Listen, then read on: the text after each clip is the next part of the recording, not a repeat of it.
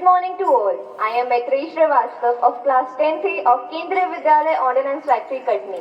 Today, under Azadi Ka Amrit Mahotsav, I am going to tell you about an unsung freedom fighter of our district, Shri Motilal Verma ji.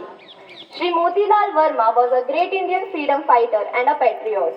Even though he belonged to a wealthy and respectable family in Katni, born in 1906 at Katni district of Madhya Pradesh, Shri Motilal was never attracted towards money and power. He was a wrestler and was very fond of visiting Akhadas. But heartedly in India's struggle freedom, but after watching India in the shackles of slavery, he decided to throw himself up in the heartedly in India's struggle for freedom. Now I would like to tell you all about Shri Motilal Verma's contribution in India's struggle for freedom. In 1930, at the call of Mahatma Gandhi, he took part in Jungle Satyagraha. As a consequence, he underwent 6 months rigorous imprisonment. British Raj confiscated all his and his family's movable and immovable property. There was a time when his home used to be filled with bags of money and jewels, but he sacrificed everything for his country in the freedom struggle. After a long struggle, somehow he was able to repurchase his 200-year-old ancestral house. He again took an active part in the 1942 Quit India movement and suffered an 8-month-long jail sentence. This time also, the British Raj confiscated all his leftover property and belongings.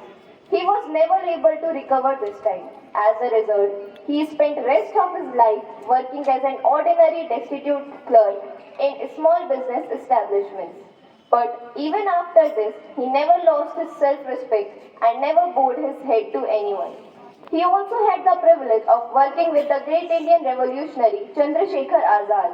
In 1928, Shri Motilal helped Azad to escape the eyes of police while going to Allahabad from Jhansi. He once again met Chandrasekhar near Allahabad on the banks of river of Ganga, where Azad was sharpening his infallible aim by shooting moving fishes in the water. I would like to share his later part of his life too.